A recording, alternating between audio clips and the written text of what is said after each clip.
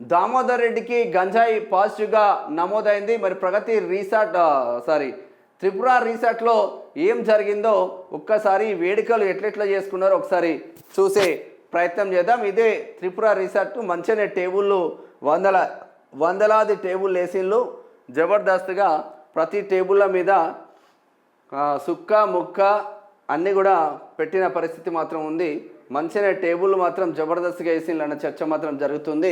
పోలీసులు మాత్రం రైడ్ చేయడంతోనే కకలా వికలమైన పరిస్థితి మాత్రం ఉంది. మరి గంజాయి ఎవరు సేవిస్తున్నారు ఏంది అన్నది ఇక ఉక్కాలు గంజాయిలు అలా అడ్డంగా బుక్కాపెండు డైరెక్ట్గా సుక్క ముక్క లేందే నడవదు. ఇక అమ్మాయిలు అబ్బాయిలు అన్న తేడా కూడా లేకుండా పోతుంది. మనది కూడా మరో అమెరికా అయిపోయింది అనుకో. ఇంతకుముందు ఆడోళ్ళు మందుకు దూరంగా ఉండేటోళ్ళు ఎటోళ్ళు అటు లేచిపోతూ ఉన్నారు. పోలీసులు రైడ్ చేయడంతోనే